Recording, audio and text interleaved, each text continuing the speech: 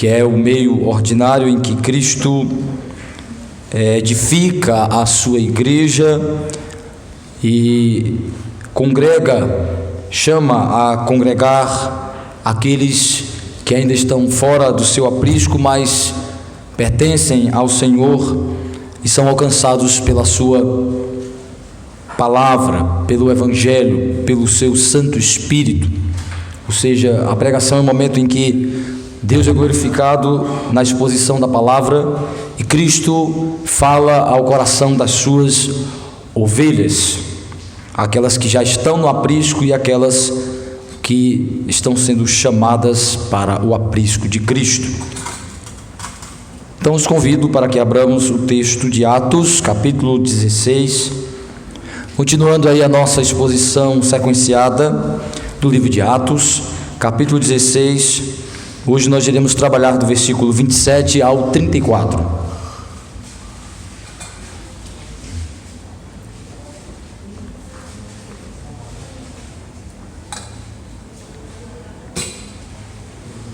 Atos, capítulo 16, de 27 a 34, eu vou ler, os presentes acompanham a leitura da palavra do Senhor, que diz assim: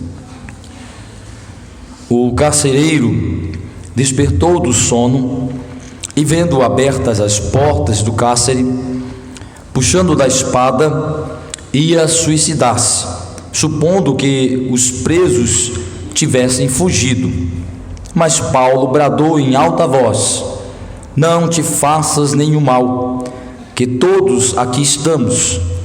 Então o carcereiro, tendo pedido uma luz, entrou precipitadamente e, trêmulo, prostrou-se diante de Paulo e Silas. Depois, trazendo-os para fora, disse: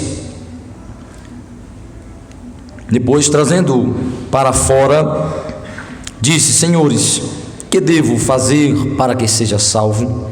Responderam-lhe: Crê no Senhor Jesus e serás salvo, tu e a tua casa. E lhe pregaram a palavra de Deus e a todos os de sua casa. Naquela mesma hora da noite, cuidando deles, lavou-lhes os vergões dos açoites. A seguir foi ele batizado e todos os seus. Então, levando-os para a sua própria casa, lhes pôs à mesa e com todos os seus manifestava grande alegria por terem crido em Deus. Que o Senhor aplique a sua palavra nos nossos corações. Amém. Deus bendito, Senhor do universo, Deus soberano, Criador, sustentador e consumador de todas as coisas, a quem devemos toda a honra, toda a glória, todo o louvor, toda a adoração, toda a exaltação, todo o reconhecimento, porque só Tu és Deus e não há ninguém ou nada que seja comparado ao Senhor, e a quem devemos devotar toda a nossa vida, toda a nossa energia, todo o nosso pensamento, a não ser ao Senhor. Para isso o Senhor nos criou para o louvor da Tua glória, e para isso o Senhor nos salvou em Cristo, para nos resgatar neste propósito maior de sermos Teus adoradores, de sermos cultuadores do único e verdadeiro Deus.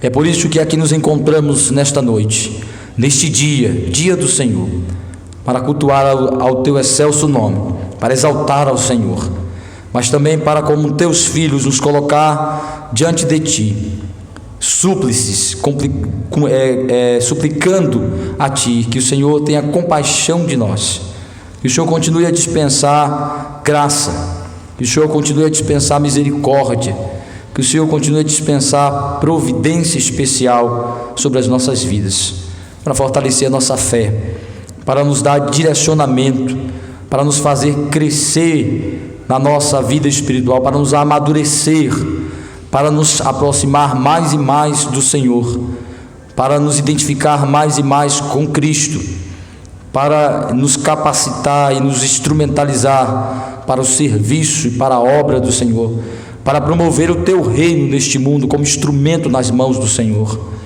Ó Deus, nesta hora nos colocamos dependentes do Senhor, carentes do Senhor, suplicando que o Senhor nos assista nessa hora, para que a Tua palavra venha, ó Deus, de maneira poderosa em nossos corações, suprindo todas as nossas necessidades, e também, ó Deus, nos capacitando a glorificar o Senhor, ouvindo a Tua palavra, dispondo nosso coração com todo o temor, com toda a reverência, e sendo transformados por esta palavra, sermos conduzidos a um viver santo, a um viver que agrada o Teu excelso nome.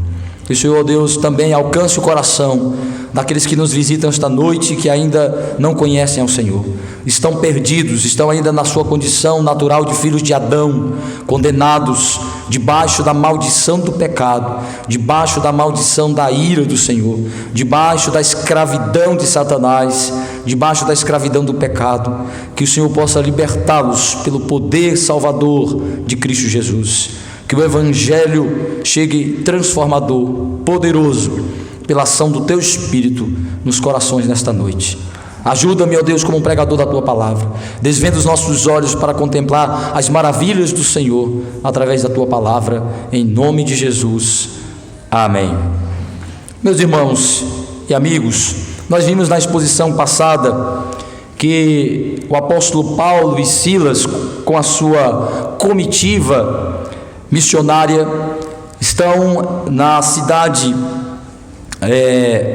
de Filipos, onde ali, conduzido pelo Espírito Santo, eles alcançaram já algumas pessoas com o Evangelho, e lá, por conta da libertação daquela jovem que tinha um espírito de adivinhação, eles foram levados ao cárcere, foram levados à prisão, estão presos, e ali na prisão eles começam a louvar ao Senhor.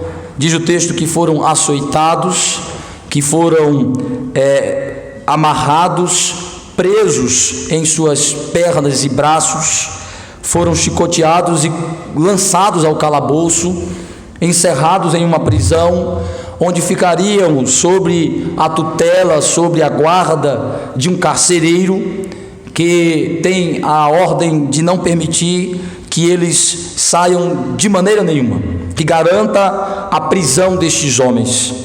E aqui o texto vai nos mostrar como Deus, miraculosamente, como Deus de maneira grandiosa, de maneira milagrosa, libertou, visita estes seus servos na prisão para libertá-los.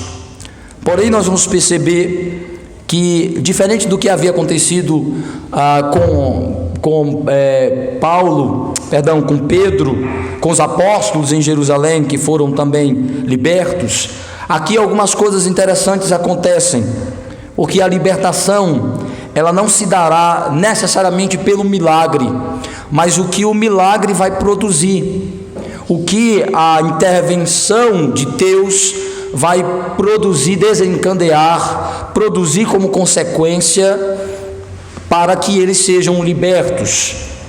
E o que Lucas tem em mente é nos mostrar, de alguma forma, algumas evidências, alguns elementos neste evento, nesta história, que apontam para os efeitos transformadores do Evangelho.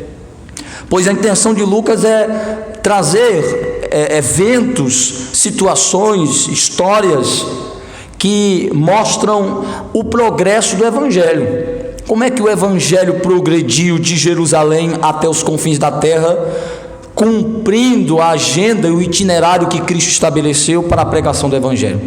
Que tipo de progresso é esse? Como é que o Evangelho progride de fato e de verdade?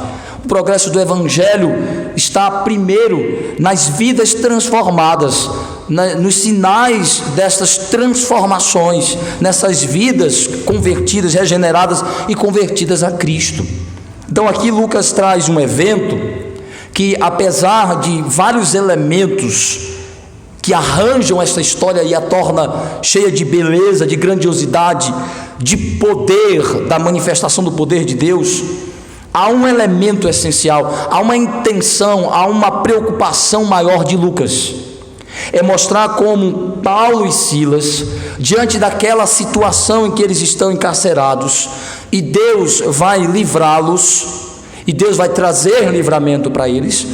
O que ocorre, tudo que ocorre aí aponta, tem sinalizações de como o Evangelho transforma a vida das pessoas, que o progresso do Evangelho se dá no progresso da transformação das vidas, dos corações, e isso vai ficar evidenciado nos comportamentos aqui registrados, de como a situação se desenrola, como evidência de que o Evangelho havia alcançado esses corações, transformado esses homens que haviam sido feitos missionários, mas como também o Evangelho vai alcançar o coração daquele carcereiro e da sua família. Como a cidade de Filipos vai experimentar o progresso do Evangelho na transformação de vidas, formando uma igreja, um núcleo eclesiástico de pessoas que o Evangelho progrediu até ali, transformando vidas, mudando o coração daquelas pessoas, a realidade espiritual e, por conseguinte, social, cultural e todas as esferas, de todos os aspectos, familiar e tudo. Mas como isso começa na conversão, na regeneração, no poder transformador do Evangelho. Este é o principal progresso, esse é o mais importante progresso do Evangelho. Nós não podemos falar de progresso do Evangelho pelo simples fato das pessoas falar dele. O progresso do Evangelho é atestado de fato e de verdade pelas vidas transformadas. O Evangelho progride aonde ele transforma vidas, converte pecadores, salva pecadores, salva as vidas, transforma homens pecadores em filhos de Deus, servos de Deus, membros da família de Deus, como vimos pela manhã, adoradores do Senhor. Este é o verdadeiro progresso do Evangelho. E Lucas, neste texto, de alguma forma mostra como há evidências do progresso do Evangelho na vida de Paulo e Silas, mas também como o Evangelho vai progredir pela pregação naquela região, em mais vidas sendo alcançadas e produzindo mudanças reais na vida dessas pessoas. O que a gente percebe com isso? Que o Evangelho progride na vida do pecador quando primeiro produz a regeneração, a mudança da natureza, a produção de uma nova natureza, de uma natureza espiritual, de uma natureza que procede de Deus. Quando a graça transforma o coração do homem e produz nele uma nova natureza com novas disposições, com disposição espiritual que não existia, com a fé imprimida nessa nova natureza para uni-la a Cristo. E esta regeneração produz a primeira conversão do indivíduo, que é a mudança de sua mente, que é a mudança de seu coração, é evidenciada pelas palavras e comportamento em que ele se compromete com Cristo, em que ele rompe com os conceitos anteriores defendidos, em que ele agora dispõe-se a servir a Deus em Cristo. Então, a regeneração é acompanhada com a conversão do coração. Porém, este coração regenerado, que inicialmente foi convertido, precisa experimentar uma caminhada de conversões. Daí a nossa confusão às vezes. Nós não nos convertemos só uma vez, nós só nascemos uma vez. Nós somos regenerados uma vez. Nós só nascemos de novo uma vez. Porém, esta nova natureza, este novo homem ainda é capaz de desviar-se, de desobedecer, de cometer pecado, de se afastar temporariamente do Senhor. Então ele precisa continuar sendo convertido. Toda vez que ele peca, ele se desvia da caminhada de santidade, ele se desvia da santidade, da obediência à palavra de Deus. Então o Espírito Santo, pelo Evangelho, converte, faz com que ele de novo volte-se para o Senhor arrependido e humilhado. Então essa caminhada, a santificação requer conversões. Então aí podemos falar de conversões. É quando o coração do crente se desvia da santidade, se desvia da obediência, se desvia da busca pela glória de Deus. E então o Espírito Santo o converte, o faz voltar para o Senhor. O que eu quero dizer com isso é que Paulo e Silas, eles são regenerados, mas estão experimentando o crescimento, a conversão, a contínua mudança do seu coração. E essa é uma necessidade contínua do crente. E eles vão experimentar uma regeneração e uma conversão inicial na vida daquele carcereiro. Este é o poder transformador do Evangelho. O Evangelho transforma os corações, regenera e converte-os ao Senhor. Vejamos então como isso é atestado nessa história, neste evento da viagem, na viagem missionária, na segunda viagem missionária de Paulo com a parceria de Silas. Então o texto mostra a preocupação de Lucas de nos apontar os efeitos transformadores do Evangelho na vida dos missionários e na vida daquele carcereiro e da sua família. Primeiro, nós podemos ver no texto como o Evangelho transforma a visão do homem em relação à vida. O Evangelho abre os nossos olhos para enxergar realidades que não conseguíamos enxergar. Então a primeira coisa que o Evangelho faz é converter o nosso coração quanto à percepção da realidade. Daí a ideia de visão espiritual, de iluminação da mente. O Evangelho chega como uma luz que nos faz enxergar uma realidade que não enxergávamos. Então o primeiro elemento evidente aí da transformação da maneira de ver a vida é como os indivíduos passam a se preocupar pelo que realmente importa. Quando o Evangelho chega na vida do pecador, o que é que o Evangelho faz? Transforma a sua maneira de ver a realidade. Ou seja, ele começa a perceber que ele é pecador. Ele enxerga a realidade de sua condição espiritual. Daí Jesus dizer que o Espírito precisa convencer do pecado, da justiça e do juízo. Então ele muda a sua visão. Ele pensa que era bom, ele pensa que era uma pessoa caminhando para o caminho certo, ele pensa que havia coisas boas nele, ele pensa que estava no caminho certo. Então o Evangelho vem e muda a sua visão da vida. Ele passa a perceber uma realidade que antes ele não percebia. Ele começa a perceber que ele não é bom, que ele não está certo, que ele não está no caminho certo, que ele não está na direção certa, que ele está na direção contrária, que ele está na direção errada. Ele enxerga a sua realidade e enxerga a necessidade de Cristo. E daí, quando essa visão é mudada em relação à sua condição espiritual, o Evangelho também muda a sua visão quanto à leitura da realidade. Ele começa a ter uma percepção diferente da vida, ou seja, ele agora começa a entender o que realmente importa. O que é que importa? Primeiro a sua salvação. O que é que importa? Viver para a glória de Deus. O que é que importa? As coisas que Deus colocou como dentro da categoria de mais importante. Como Jesus explicou isso no Sermão do Monte, no capítulo 6 do Evangelho de Mateus, ele diz assim: a vida é mais do que a comida, o corpo é mais do que a veste. Jesus está dizendo para os discípulos: você se preocupa muito na vestimenta e na comida, mas a vida vale mais do que o alimento, o corpo vale mais, vocês valem mais do que pássaros. Deus criou pássaros, criou as aves, criou os vegetais. Deus cuida da vida animal e vegetal, mas vocês valem mais. O que é que Jesus está mostrando para os discípulos? Que eles agora entendem o que Jesus está dizendo, porque a visão deles sobre a realidade, sobre a vida mudou. A partir da fé em Cristo, eles têm uma percepção do que realmente importa, quais são os valores, quais são a ordem de prioridades e de valores na perspectiva de Deus. Então o Evangelho, ele transforma a nossa visão de vida, de realidade. Estamos sendo capacitados a perceber o que realmente importa. E isso fica claro no texto da seguinte maneira. Primeiro vamos perceber isso na vida dos apóstolos, na vida de Paulo e Silas. O texto, vamos voltar um pouco aqui no versículo 25. Eles estão presos.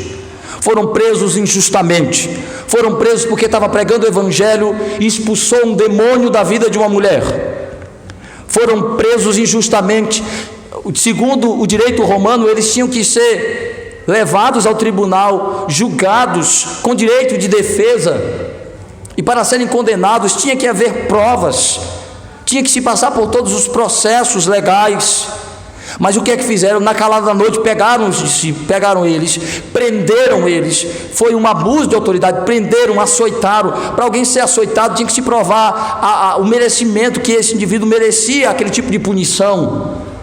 Foram açoitados, encarcerados. Você vai perceber que houve um erro segundo a lei romana, porque quando eles vão soltar Paulo, eles vão descobrir que Paulo é romano e vão perceber que haviam abusado de sua autoridade, que haviam praticado injustiça segundo as leis romanas com eles, a ponto de Paulo dizer assim, que eles venham nos soltar, eles nos prendem na calada da noite, agora eles querem na calada da noite nos livrar, como se não tivesse feito nada, praticam arbitrariedade, praticam injustiça, e agora eles querem simplesmente abafar o caso, botar panos quentes e nos mandar correr.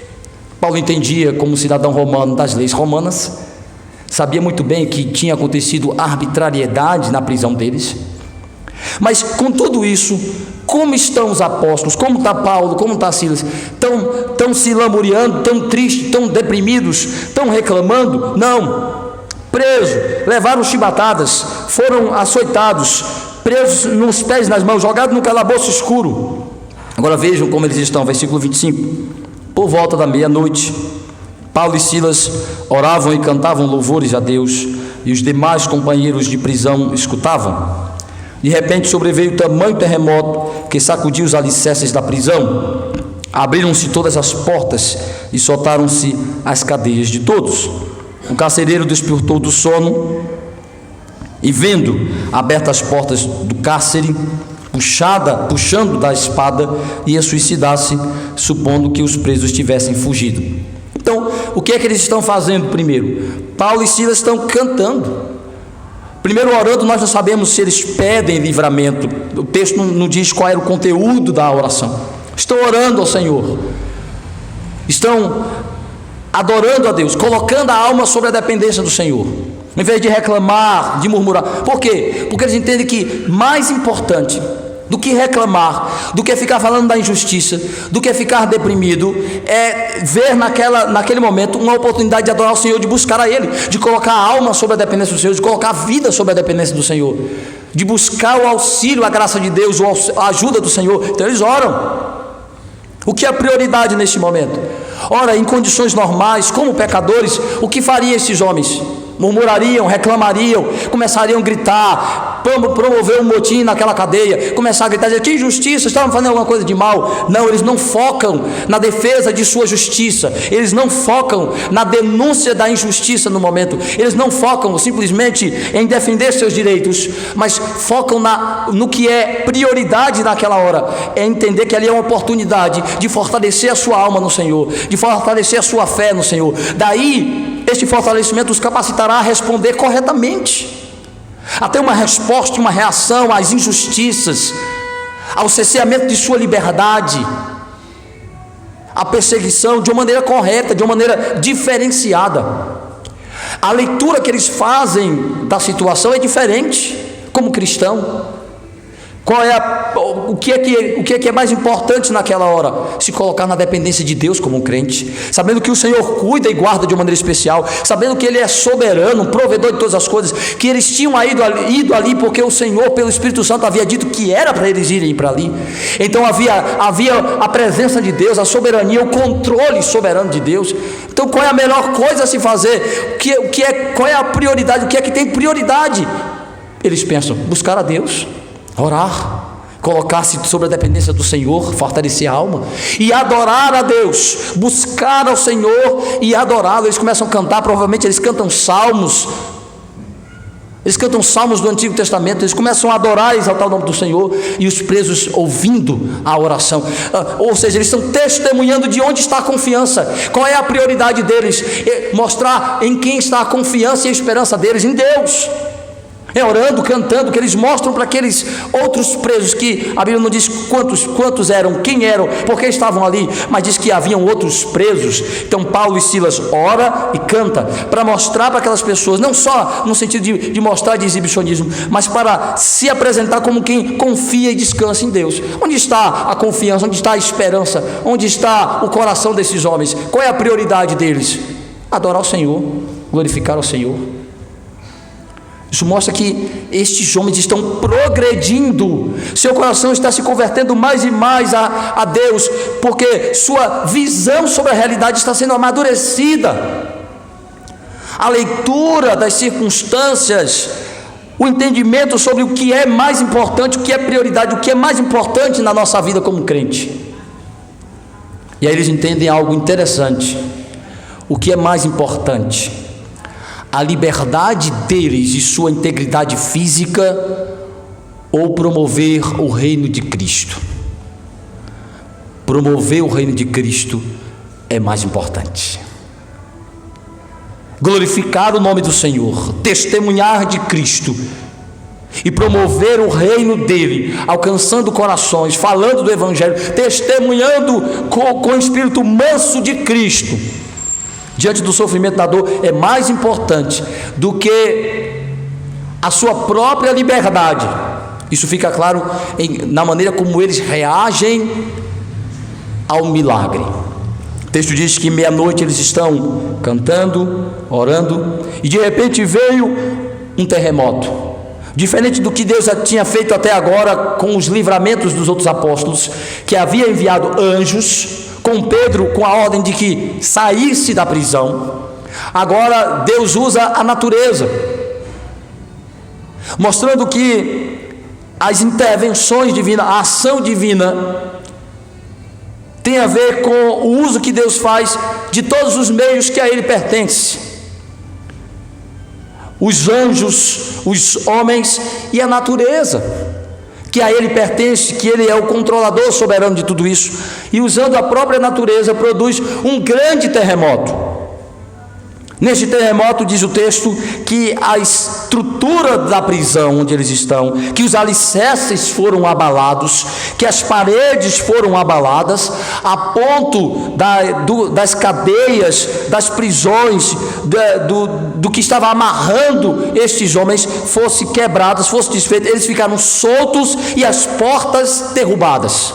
Ou seja, a cadeia se abriu com o terremoto, a porta da cadeia rompeu, as algemas que os prendiam quebrou-se, eles ficaram soltos e livres, todos os presos. Mas qual é a reação de Paulo e Silas? O texto mostra que o carcereiro está na sua casa dormindo. Provavelmente a casa dele é próxima da prisão. Ele está dormindo, certo de que não tem como aqueles homens saírem de lá, amarrados de pés e mãos, em um calabouço, provavelmente com soldados guardando, presos, com portões que em condições normais ninguém poderia romper, em um calabouço, presos e amarrados, e depois de ter levado chicotadas que os deixaram quase mortos, muitos açoites. Então eles estão fracos, presos e amarrados de pés e mãos, e encarcerados, encerrados. Então o carcereiro está dormindo. Mas o texto diz que na hora do terremoto, não sabemos o efeito do terremoto na cidade, mas sabemos apenas na cadeia, diz que as estruturas da barada, e acordou o carcereiro, que desesperado correu na direção da cadeia e viu as portas caídas, viu a estrutura abalada, pensou, os presos todos fugiram. Mas o texto diz que ele tirou a sua espada para se matar, porque logo veio a sua cabeça: ora, se esses presos fugiram, eu vou pagar com pena de morte, isso será colocado em minha conta. Eu não vou só perder o emprego. Vocês lembram de Pedro? Quando Pedro saiu da prisão, que o anjo o libertou, os soldados foram mortos, porque foi colocado na conta deles a libertação de Pedro. Então certamente isso aconteceria com este homem. Ele seria morto, ele seria punido com pena de morte, se estes presos fugissem. Então ele tenta se matar, e Paulo diz: não faça isso. Que eu quero, nós estamos todos aqui. Olha que coisa interessante. O que é que uma pessoa presa mais quer? Liberdade. Um dia se tornar livre. Ele quer liberdade. Um preso, o único preso que eu conheço que não quer liberdade de jeito nenhum é aqueles que a prisão para eles não é prisão. Tem alguns casos na história da humanidade que são bem interessantes, como o próprio Pablo Escobar foi preso na cadeia que ele mesmo construiu para ele mesmo construía, ditou as regras para a polícia, até onde a polícia deveria ficar, quem entrava e quem saía de sua prisão particular, cheio de regalias. Ele ficou lá preso até o dia que ele quis, e quando a polícia resolveu entrar, porque os acordos haviam sido quebrados, ele já tinha construído uma saída secreta para ele de sua prisão. Desse jeito ele quer ficar preso mesmo. Então mas a prisão de verdade, o preso de verdade, é aquele que ele quer liberdade, ele quer ser livre. E o que a gente percebe aqui? A oportunidade de estar livres. A prisão foi aberta, as cadeias foram soltas, as amarras soltas. O que eles fazem? Não vão embora, não saem.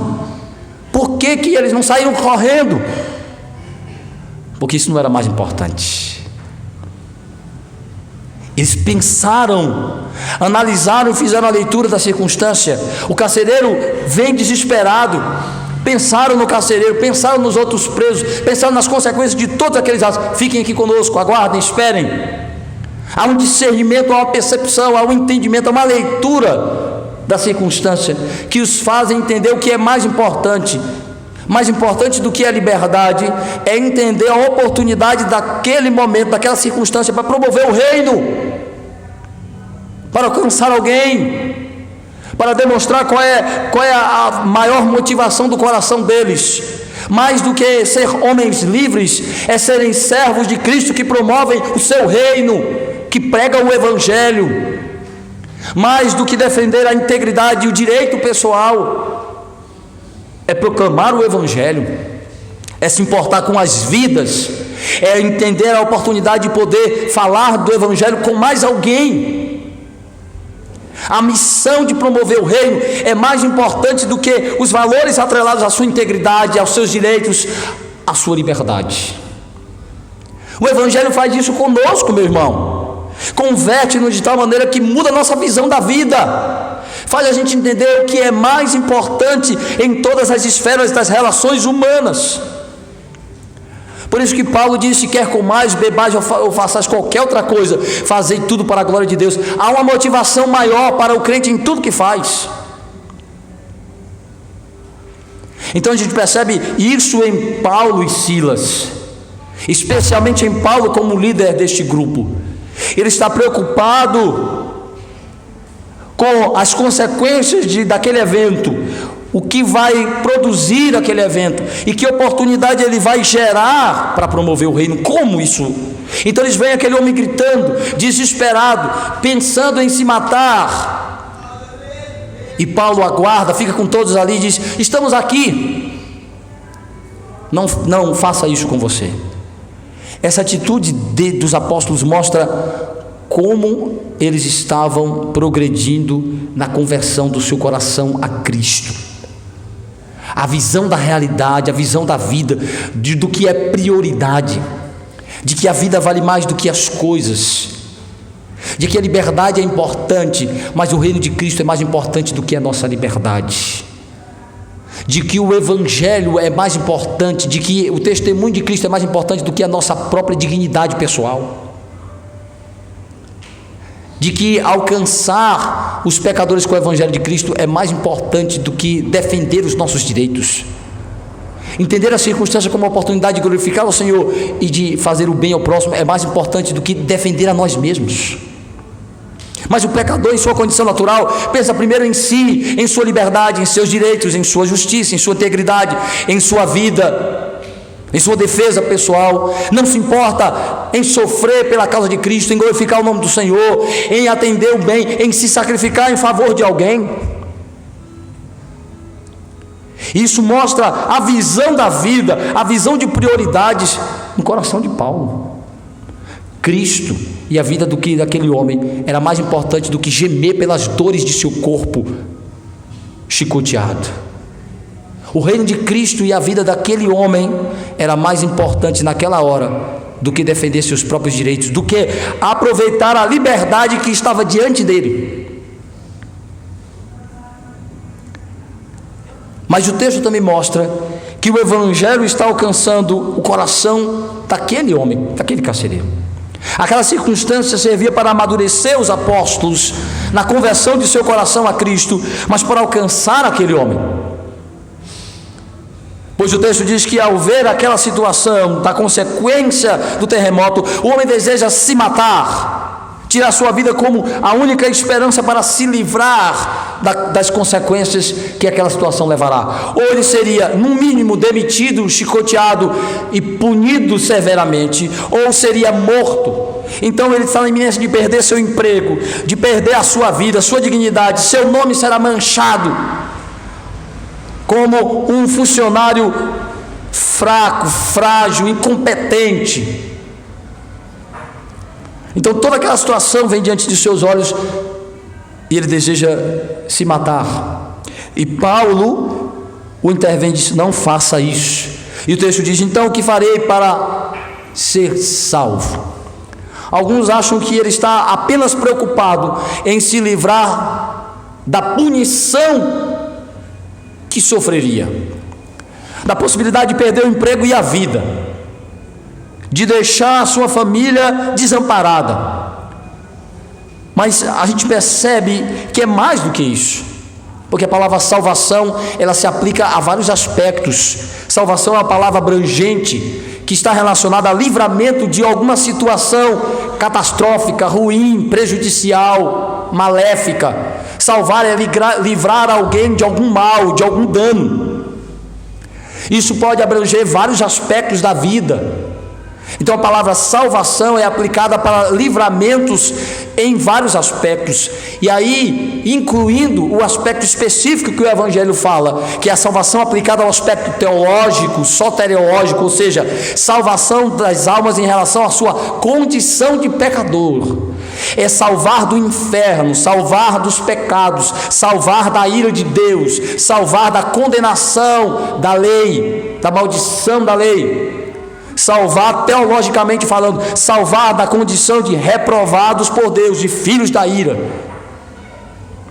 Isso é possível estar na mente deste homem, porque diante daquela situação, ele pode ter lembrado do que ouviu naqueles dias que Paulo e Silas pregavam o Evangelho na cidade de Filipos, de que ele falava a respeito da necessidade de crer nesse Jesus para ter vida, para ser salvo. Então sua preocupação aqui é de fato quanto ao destino de sua alma. O que eu faço para ter essa salvação de que vocês falam? Para ter esta salvação de Deus, para ser salvo por Deus.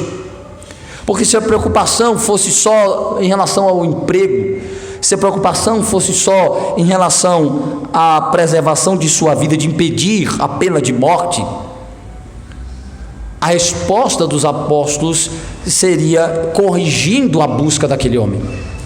Mas eles entenderam que o anseio que sua alma expressa naquelas palavras é de fato da salvação da qual eles falavam que Cristo dá ao pecador. Não é salvar simplesmente das circunstâncias ruins da vida, é salvar do pecado, salvar da condenação divina. Porque isso mostra que a visão daquele homem começa a mudar. Ele começa a ser despertado pelo Espírito Santo ao ver que aqueles homens estavam ali, a ver a benevolência de Paulo e de Silas, ao ver o coração convertido de verdade daqueles homens, que se importaram com ele, que se importaram com os demais presos, que se importaram com as circunstâncias, que ficaram e clamaram pela vida dele.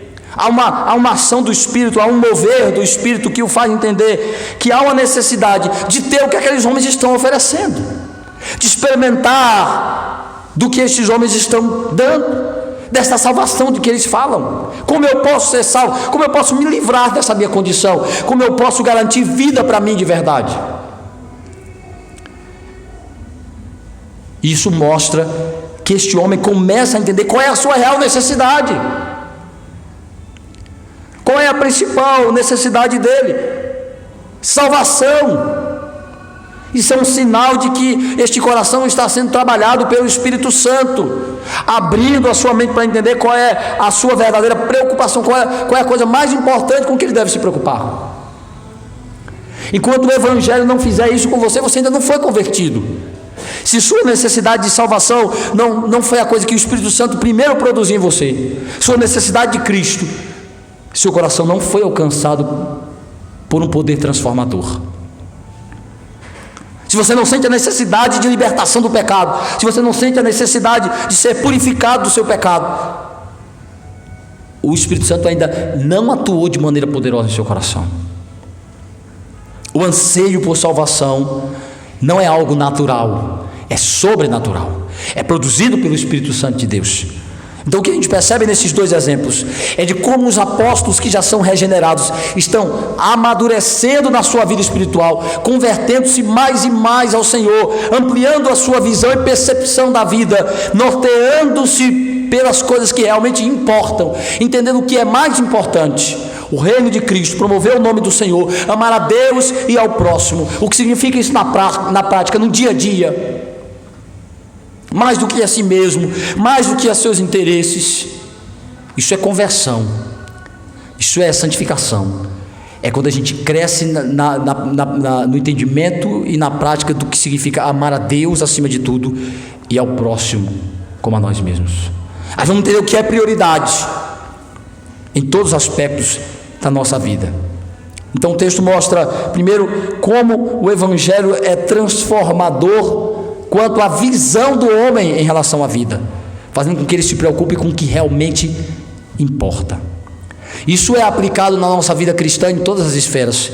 Quando você cresce, vai sendo convertido pelo Espírito Santo a cada dia, você vai entendendo o que é prioridade no seu casamento, na sua família, o que é prioridade no seu cuidado como pai, como chefe, o que é prioridade em relação ao seu cuidado com a sua família, o que é mais importante, ter os seus interesses, os seus caprichos atendidos, ou promover o bem da sua família, conduzindo-a para a glória de Deus. Ensinar os valores, o que é mais importante, o que é prioridade, ensinar os valores do reino, ensinar os nossos filhos a amar a Deus, ou ensiná-los uma boa profissão, ensiná-los a ler e escrever, ensinar a eles uma profissão que dá dinheiro, ensinar eles a ter uma visão de vida que faz da busca pelo sucesso e pela prosperidade a coisa mais importante. Quando o Evangelho converte nosso coração, a gente olha para a nossa família, nossos filhos, e entende que a prioridade como pais é pastorear o coração dos nossos filhos para que eles amem a Deus, e este amor reja todas as esferas de sua vida, toda a formação de caráter, de intelectual, profissional, tudo. O que é prioridade no cuidado da minha família? O que é mais importante? Atender os caprichos, os sonhos dos meus filhos, ou trabalhar o caráter deles como cristão, como filhos de Deus, aprendendo os valores do reino de Cristo? O que é prioridade para um crente? Promover o reino do Senhor, ainda que isso traga sacrifício, perdas pessoais, danos, injustiça, perseguição. O Evangelho faz isso, converte, muda a nossa visão da realidade da vida, para entender o que é prioridade, o que é mais importante. Tem um monte de crentes se preocupando com questões periféricas, menos importantes, negligenciando as mais importantes. Na família, na igreja, se apegando a questões de picuinha, questões pequenas, Há questões que podem até ser relevadas, que podem ser ignoradas, mas se atém a questões pequenas, minúsculas. Esquecem a essência, o que é mais importante, o que tem mais valor, o que é a liga da unidade, do progresso, do crescimento. Nos apegamos, muitas vezes nossa visão está distorcida, precisamos nos converter, precisamos que o Espírito Santo converta a nossa visão, abra nossos olhos para entender o que é prioridade, o que é mais importante. O que é mais importante em uma igreja, o que é que mais importa numa igreja. Tem gente que está desanimada na igreja porque está se preocupando com o que não é importante, com o que é periférico. E as coisas importantes e primárias e mais importantes tem na igreja, mas negligencia, joga no lixo, joga na lama. Ignora as coisas importantes que tem, que define a igreja como sendo igreja. Se tem evangelho, se tem pregação, se tem verdadeira palavra de Deus, se tem cânticos bíblicos. Mas não tem cântico animado, isso não é prioridade. O cântico tem que ser bíblico e não animado. Se ele for bíblico e animado, bom, mas se ele for bíblico e desanimado, tá bom também, porque é bíblico. Temos que parar de ficar procurando o que não é importante, o que tem menos importância, e nos apegar àquilo para definir se queremos ou não. Talvez precisamos de conversão da nossa visão de vida. O que é mais importante, o que mais importa? Esses homens estão vendo isso. A vida dos outros importa mais do que a sua. Olha que coisa interessante. A sua liberdade é menos importante do que salvar aquele homem. Paulo disse, eu posso sair correndo aqui, eu estou livre, mas eu me preocupo com esse homem aqui, uma oportunidade de alcançá-lo com o evangelho. Mas o texto continua mostrando que o evangelho tem um poder transformador de morte para a vida. O evangelho transforma a realidade de morte em uma realidade de vida. O pecado trouxe morte, destruição, decomposição de tudo. Mas o evangelho traz a vida de Cristo, vida no seu sentido pleno, pujante, amplo. E começa com a relação, a reconexão com Deus, a relação com Deus, mas também o vivificar do Espírito, a transmissão da vida de Cristo ao nosso coração. Veja o que o texto mostra. No versículo 28, Paulo bradou em alta voz: não te faças nenhum mal, que todos aqui estamos. Então o carcereiro, tendo pedido uma luz, entrou precipitadamente e trêmulo prostou-se diante de Paulo e Silas. Depois, trazendo-os para fora, disse: senhores, que devo fazer para que seja salvo? Respondeu-lhe: crê no Senhor Jesus, será salvo tu e a tua casa. Eles pregaram a palavra de Deus, e todos de sua casa. E naquela mesma hora da noite, cuidando deles, lavou os vergões dos açoites, e a seguir foi ele batizado e todos os seus. Aquele homem ia se matar. Aquele é o exemplo do estágio final de sua condição. Ele já é um homem espiritualmente morto. Essa é a condição de todos os homens, diz a palavra de Deus. Nascemos espiritualmente mortos. O que significa isso? Nascemos espiritualmente inúteis, incapazes de produzir algum valor espiritual agradável a Deus. Não há vida espiritual em nós, no sentido de não há relacionamento de comunhão com Deus. O homem nasce espiritualmente separado de Deus, espiritualmente inutilizado para produzir algo agradável ao Senhor, espiritualmente incapaz de mudar sua realidade, de se livrar do pecado. Já somos isso. O desejo de tirar a sua vida, de morrer como solução diante daquela situação, é só uma evidência de como a morte é uma realidade de um mundo caído, de uma natureza humana decaída, da decadência do que o pecado trouxe para a humanidade. Uma decomposição gradativa, uma destruição progressiva, até que esses indivíduos experimentem a morte eterna, que é o inferno. O desejo de morrer, de pôr fim à sua vida, de trazer na morte a solução, mostra a realidade de seu coração. Sem esperança espiritual, sem Cristo, sem saída real, sem vida pujante do Senhor. É óbvio que o problema em si não é o suicídio desse indivíduo. Algumas pessoas dizem assim: vai para o inferno porque vai se suicidar. Ele vai para o inferno porque ele é pecador, ele está sem Cristo, ele parte sem Jesus. Não há esperança, não há vida de Cristo pulsando em seu coração, não há vida de Jesus nele, não há justiça de Cristo nele. Este desejo pela morte, este anseio de ter na morte a solução, só mostra seu coração sem Cristo, sem esperança, sem vida. É este o foco de Lucas, é mostrar como a morte é uma realidade espiritual deste homem e de todos os pecadores, e o que ele anseia ao pedir orientação sobre como ter a salvação, é como ter a vida, é como ter esperança, é como ter alguma certeza, é como ter alguma garantia de vida plena.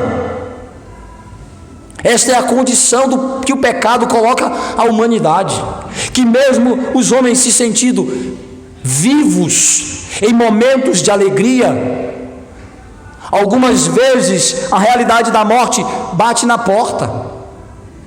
Quando ele começa a perceber que ele está em um mundo caído, que a morte é uma realidade presente como maldição do pecado, em que ele vê as pessoas morrerem, que ele vê a vida se definhando aos poucos, a sua própria, quando ele experimenta a realidade de fragilidade, limitações, doença, a velhice como o último estágio da existência, do ciclo da existência humana. O próprio indivíduo vai percebendo que a morte é uma realidade na existência humana, de que esta vida é cheia de limitações e decadência. O que o Evangelho faz? Traz vida. Paulo disse: vós estavais mortos em vossos delitos e pecado, e ele vos deu vida. Primeiro, a vida espiritual. Segundo, a visão de que esta vida é passageira, mas nos prepara em Cristo para a vida eterna. De que nem a morte é encarada agora pelo crente como uma mera maldição, mas um inimigo trabalhando em favor dos que têm vida em Cristo. De que quando o Evangelho chega produzindo a fé em Cristo, nós recebemos a vida plena de Cristo. A morte é agora uma realidade reconfigurada em seu conceito. A morte não é mais uma inimiga destruidora, é uma inimiga que trabalha a favor do crente. De que as doenças devem ser vistas como uma realidade do mundo caído, mas na vida do crente serve como uma forma de fazê-lo crescer na vida em Cristo, para experimentar mais da graça. Ele consegue ver agora nas questões todas da vida a oportunidade para ter mais da vida em Cristo. Daí uma coisa interessante: sem Deus o homem caminha em direção à morte e à destruição.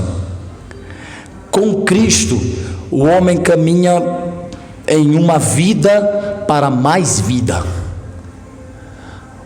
O ímpio caminha da vida para a morte, o crente caminha da vida para mais vida, porque agora é uma progressão de vida. A vida de Cristo se torna abundante. Então quando ele morre não é o fim, é o início da vida plena. O sofrimento e as dores não são simples manifestações da destruição da vida, mas agora para ele é a oportunidade de ter mais da vida de Cristo, com graça, com poder, com esperança. Ele recebe mais de vida e não de morte. É o que este homem vai experimentar. Aquele contexto funesto de morte, de desesperança, vai ser transformado em uma realidade de vida. O Evangelho, o apóstolo disse: crê no Senhor. Como eu tenho essa vida? Crê no Senhor Jesus Cristo e serás salvo, tu e a tua casa. Não cremos que aqui é promessa para todos nós, mas uma confirmação de algo específico na vida daquele homem. É apenas um atestado da consequência. Se crer Se a fé chegar em ti, chegará a tua família. Aqui há algo específico para a vida daquele homem, há algo direcionado como propósito específico de Deus. Não significa que necessariamente eu crendo, a minha família crerá. Eu crendo, a minha família faz parte da aliança, mas o crer é individual. A bênção da aliança é coletiva. Os filhos devem estar dentro da aliança com seus pais. Mas ele está falando aqui de algo de Deus específico para aquele homem, como apóstolo, como alguém que tem a iluminação direta do Espírito Santo, a revelação direta do Espírito Santo, que há algo de Deus específico para ele e sua família. Crê no Senhor Jesus Cristo e a salvação, ela vai chegar para você e sua família. É como se Paulo soubesse qual era o plano específico de Deus para aquele homem e a sua família, naquele contexto. Então ele diz: creia.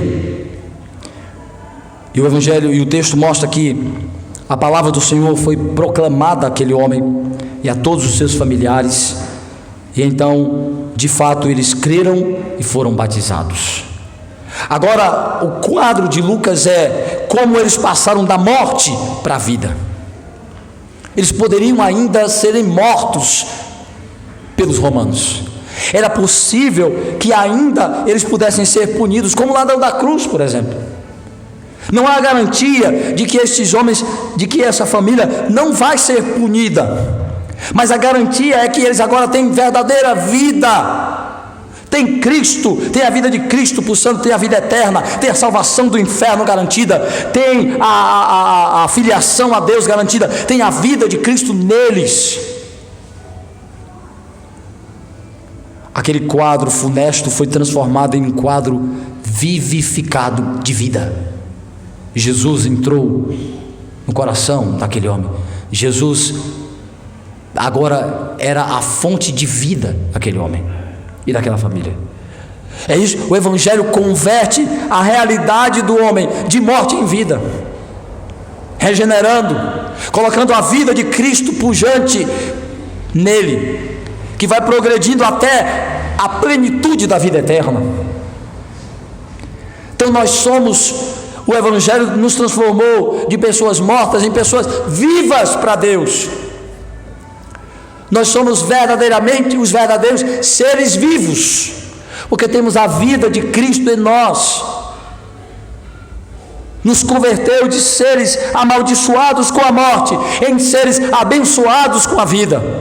Paulo diz isso em Romanos 6, quando ele diz: porque o salário do pecado é a morte, mas o dom gratuito de Deus é a vida eterna em Cristo Jesus. Então a morte não é mais a paga para nós.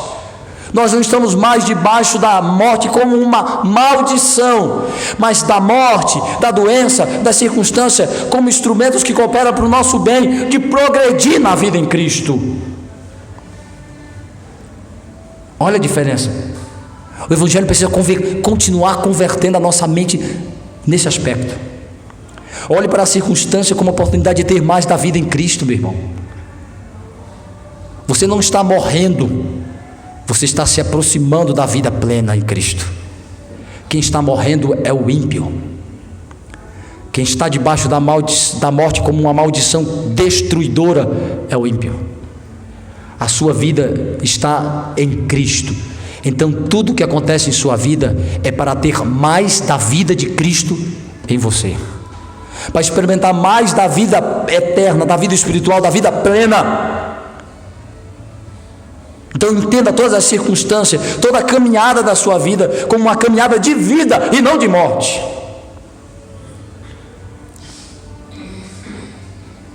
O Evangelho converte essa percepção nossa.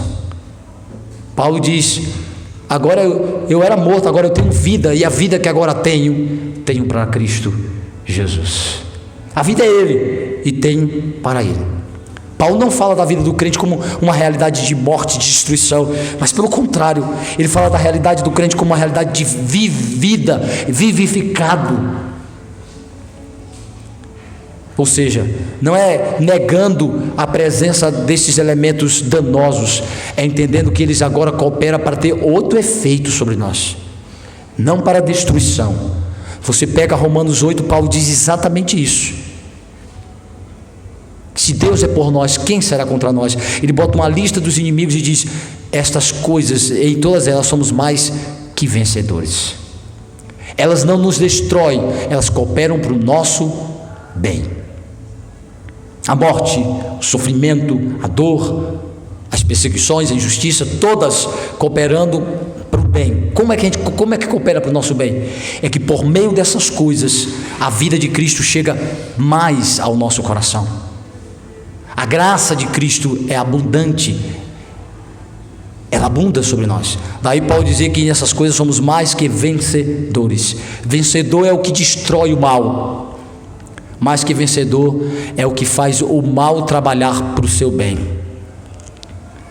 Daí ele dizer que a morte, o inferno e todas essas coisas cooperam para o nosso bem, para ter mais de Cristo.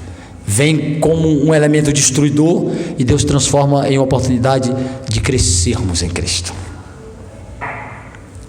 Vem para nos destruir e nós corremos para Cristo, então temos mais de Cristo. Daí Paulo dizer: sendo assim, me gloriarei nas minhas tribulações, porque quando eu sou fraco, aí é que eu sou forte, porque a tua força se aperfeiçoa na minha fraqueza. Está vendo? O que é para morte e destruição serve, usado por Cristo, como meio de ter mais vida. Daí você pode estar morrendo, mas cheio de vida, cheio da presença do Espírito de Cristo, da graça de Cristo, do poder de Cristo em sua vida. Isso é vida. Cheio da comunhão plena com Deus. Daí os apóstolos estão sendo maltratados e destruídos em seu corpo, mas espiritualmente vivos. Este homem começa a experimentar isso, e por fim o texto mostra que o Evangelho vem transformador, como aquele que transforma as tristezas em alegria. O pecado não só trouxe a morte, trouxe o desânimo, trouxe o descontentamento, a desesperança, a incapacidade de sentir prazer pleno e contínuo. Do que Adão tinha em todo momento alegre, feliz e realizado com o Senhor, o pecado traz tristezas, angústias, desesperos, aflição. O texto diz que aquele homem entrou trêmulo, desesperado, a casa caiu, o mundo se desmoronou sobre sua cabeça, ao ver aquela prisão destruída, a possibilidade dos presos todos terem fugido. Diz o texto que ele entra com temor, com medo, trêmulo, naquele ambiente escuro, pensando: acabou minha vida, acabou minha esperança, acabou toda a minha condição. A tristeza, a angústia, a desesperança o abateu de tal maneira que ele não via mais possibilidade de viver.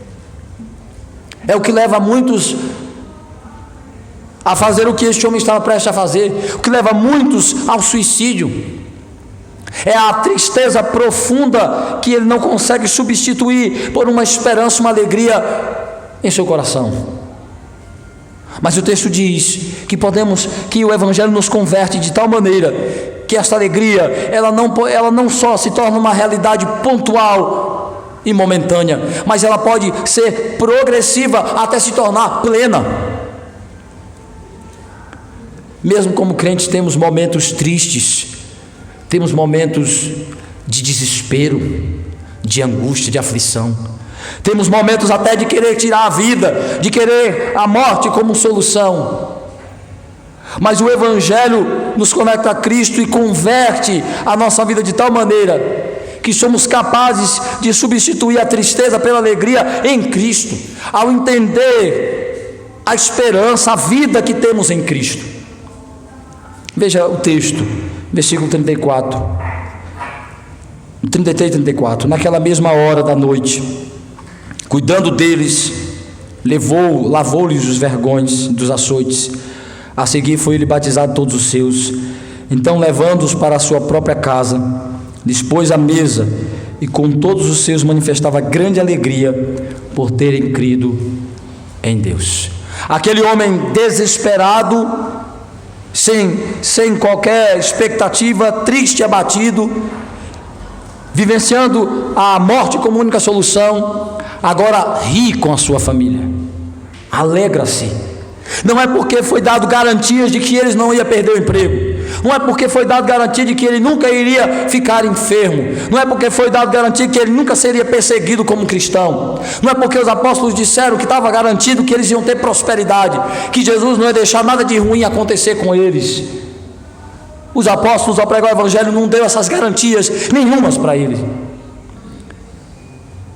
Como o evangelho não dá para ninguém. Quem prega um evangelho dizendo que Deus vai garantir para você prosperidade, vida boa, ausência de problemas e de situações ruins, esse não é o evangelho. O evangelho garante para você salvação e vida espiritual em Cristo, vida plena em Cristo. Mas o que alegrava o coração daquele homem foi a garantia de que, crendo em Cristo, ele estava salvo. Crê no Senhor Jesus e será salvo. Crê em Cristo e terá a vida, a salvação, a vida plena. Então a alegria de terem crido, de terem sido transformados em filhos de Deus, de Deus ter aceito eles, deles terem sido transformados em povo de Deus, parte da igreja, é esta certeza que o evangelho estava dando, essa garantia que o evangelho estava dando, que se eles crescem no Jesus pregado pelos apóstolos, eles também tinham a salvação garantida, de que se eles morressem agora, estavam com o Senhor, de que eles se fossem perseguidos, mortos, se eles fossem injustiçados, Cristo estava com eles, porque eles estavam salvos. O pecado não mais os condenava, o pecado não mais os destruía. Quando eles perceberam que a fé em Cristo era a garantia de que estavam salvos, eles se alegraram. Essa é a alegria do evangelho, esse é o estado de espírito de alegria que o evangelho produz. O evangelho converte almas abatidas, tristes, animadas, sem esperança, sem expectativa, sem prazer verdadeiro, em um coração que experimenta alegria verdadeira. Daí Paulo dizer que precisamos nos converter também, que nós podemos nos desviar do entendimento de que Cristo é a fonte de nossa alegria, começarmos a colocar o olho nas coisas, nas circunstâncias, então começarmos a bater, nos entristecer exageradamente, começar a mudar a prioridade da nossa vida, começar a mudar a nossa visão de vida. E muitas vezes essa mudança, esse distanciamento começa a produzir abatimento, tristeza, angústia, ansiedade, depressão. Isso está muito associado à maneira de pensarmos. Daí Paulo dizer: alegrai-vos sempre no Senhor. Outra vez vos digo, alegrai-vos. Falando da alegria como uma busca constante em Cristo, como algo que eu experimento constantemente em Jesus. Quando eu continuo com o meu olhar focado nele, no entendimento do que é a salvação que ele me deu, do qual é os benefícios que eu tenho, eu posso substituir as tristezas circunstanciais pela alegria de um estado de espírito, de alguém salvo, de alguém que entende que a coisa mais importante já tem: a salvação, Jesus. Olha, o texto diz: eles se alegraram, porque entenderam que pela fé estavam salvos. Às vezes precisamos nos converter também disso. Nossas tristezas prolongadas podem ser sinais de desvio, de pecado, de que não estamos vendo Cristo como deveríamos ver, e que não estamos vendo a obra de Cristo como fonte real de prazer e realização. Queremos isso em outras fontes, em outras coisas, e não nele. Paulo diz: alegrai-vos no Senhor. Alegrai-vos no Senhor. É olhando para Cristo, é pensando e meditando sobre quem Cristo é, o que Ele garante para mim. É aí a fonte da minha alegria. O Evangelho tem um poder transformador, de transformar tristezas em alegrias perenes. Talvez o que você precisa, meu irmão, é se converter, é ser convertido pelo Evangelho, é que seu coração tenha mais de Cristo, é que o Evangelho continue transformando sua visão de vida, suas prioridades, seu entendimento sobre quem é Jesus, o que é a salvação, de fato e de verdade. E não pense que é só o ímpio que precisa desse poder transformador, não. nós também precisamos, na nossa santificação, de que este poder transformador do Evangelho continue no nosso coração, porque ainda nos desviamos. Que o Senhor possa continuar nos convertendo a Cristo, convertendo nosso coração a Ele mais e mais, para que de fato sejamos unidos mais e mais a Cristo, convertidos a Ele, para termos de fato a nossa vida transformada pelo poder do Senhor. Que Ele, pois, nos abençoe. Amém.